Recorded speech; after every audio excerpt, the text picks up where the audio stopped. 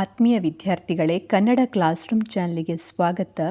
ಇವತ್ತಿನ ವಿಡಿಯೋದಲ್ಲಿ 7ನೇ ತರಗತಿ ಗಣಿತ ಅಧ್ಯಾಯ 5 ಸಮಾಂತರ ಮತ್ತು ಛೇದಿಸುವ ರೇಖೆಗಳು ಈ ಅಧ್ಯಾಯದ ಪುಟ ಸಂಖ್ಯೆ 133ರಲ್ಲಿ ಇರುವಂತಹ ಕಂಡುಹಿಡಿಯಿರಿ ವಿಭಾಗದ ಪ್ರಶ್ನೆಗೆ ಉತ್ತರವನ್ನು ಕಂಡುಹಿಡಿಯೋಣ.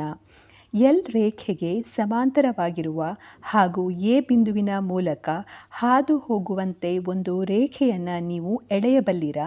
ನಿಮ್ಮ ಜ್ಯಾಮಿತಿ ಪೆಟ್ಟಿಗೆಯ ಪರಿಕರಗಳೊಂದಿಗೆ ಅದನ್ನು ಹೇಗೆ ಮಾಡುತ್ತೀರಿ? ನಿಮ್ಮ ವಿಧಾನವನ್ನು ವಿವರಿಸಿ ಅಂತ ಇಲ್ಲಿ ಹೇಳಿದ್ದಾರೆ. ಹಾಗೆ ಇಲ್ಲಿ ಒಂದು ಚಿತ್ರವನ್ನು ಕೊಟ್ಟಿದ್ದಾರೆ. ಎಲ್ ಎನ್ನುವಂಥ ರೇಖೆ ಇದೆ, ನೀವಿಲ್ಲಿ ಕಾಣ್ಬೋದು ಎಲ್ ರೇಖೆ. ಹಾಗೆ ಒಂದು ಬಿಂದುವನ್ನು ಕೊಟ್ಟಿದ್ದಾರೆ, ಎ ಬಿಂದುವನ್ನು ಕೊಟ್ಟಿದ್ದಾರೆ.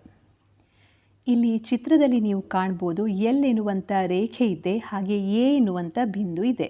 ಮೊದಲಿಗೆ ನೀವು ಮಾಡಬೇಕಾಗಿರುವಂಥದ್ದು ಏನಂದರೆ, ಇಲ್ಲಿ ಈ ಸಮಸ್ಯೆಯನ್ನು ಬಿಡಿಸಲಿಕ್ಕೆ ನಿಮಗೆ ಜ್ಯಾಮಿತಿಯ 2 ಉಪಕರಣಗಳ ಅಗತ್ಯತೆ ಇದೆ. ಅಂದರೆ 2 ಪರಿಕರಗಳು ಬೇಕು. ಒಂದು ಅಳತೆ ಪಟ್ಟಿ, ಹಾಗೆ ಇನ್ನೊಂದು ಮುಮ್ಮೂಲೆ ಪಟ್ಟಿ, ಅಥವಾ ನಾವಿದನ್ನು ಸೆಟ್ ಸ್ಕ್ವೇರ್ ಅಂತ ಹೇಳ್ತೇವೆ. ಈ 2 ಪರಿಕರಗಳನ್ನು ಉಪಯೋಗಿಸಿ ನಾವು ಈ ಸಮಸ್ಯೆಯನ್ನು ಬಿಡಿಸ್ಬೋದು. ಸೊ ಮೊದಲಿಗೆ ನೀವು ಮಾಡಬೇಕಾಗಿರುವಂಥದ್ದು ಏನಂದರೆ, ನಮಗೆ ಕೊಟ್ಟಿರುವಂಥ ಎಲ್ ಗೆರೆ ಏನಿದೆ, ಈ ಗೆರೆಯ ಮೇಲೆ ಈ ಮುಮ್ಮೂಲೆ ಪಟ್ಟಿಯನ್ನು ಈ ರೀತಿಯಲ್ಲಿ ನೇರವಾಗಿ ಆ ಗೆರೆಯ ಮೇಲೆ ಬರುವ ರೀತಿಯಲ್ಲಿ ಇಡಬೇಕು.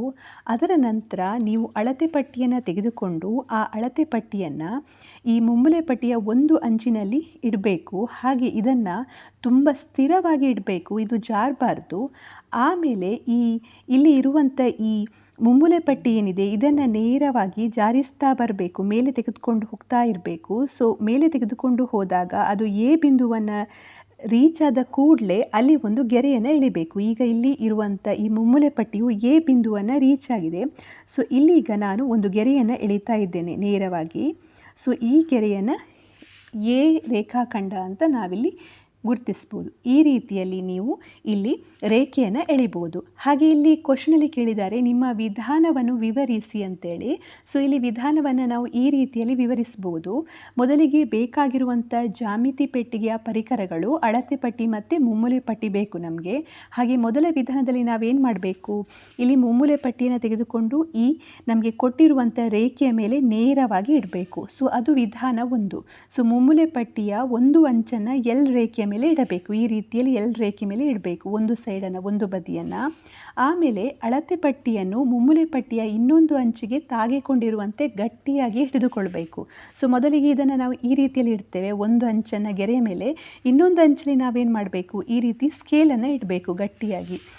ಆಮೇಲೆ ಅಳತೆ ಪಟ್ಟಿಯನ್ನು ಕದಲಿಸದೆ ಸ್ಥಿರವಾಗಿ ಹಿಡಿದು ಮುಮ್ಮೂಲೆ ಪಟ್ಟಿಯ ಅಂಚು ಎ ಬಿಂದುವಿನ ಮೂಲಕ ಹಾದು ಹೋಗುವಂತೆ ಅದನ್ನು ಮೇಲಕ್ಕೆ ಸರಿಸಬೇಕು. ಅಂದರೆ ನಾವಿಲ್ಲಿ ಮುಮ್ಮೂಲೆ ಪಟ್ಟಿಯನ್ನು ಇಟ್ಟಿರ್ತೇವೆ, ಹಾಗೆ ಇಲ್ಲಿ ಅಳತೆ ಪಟ್ಟಿ ಇರ್ತದೆ.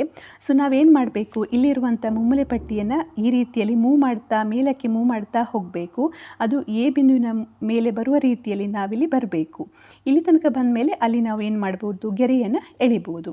ಈ ರೀತಿಯಲ್ಲಿ ನೀವು ಈ ಸಮಸ್ಯೆಯನ್ನು ಬಿಡಿಸ್ಬೋದು. ಹಾಗೆ ಇಲ್ಲಿ ವಿಧಾನವನ್ನು ಕೇಳಿದ್ದಾರೆ. ಸೊ ಆ ವಿಧಾನವನ್ನು ನೀವು ಇಲ್ಲಿ ವಿವರಿಸಬೇಕಾಗ್ತದೆ. ಸೊ ವಿಧಾನವನ್ನು ಈ ರೀತಿಯಲ್ಲಿ ಬರೆಯಿರಿ.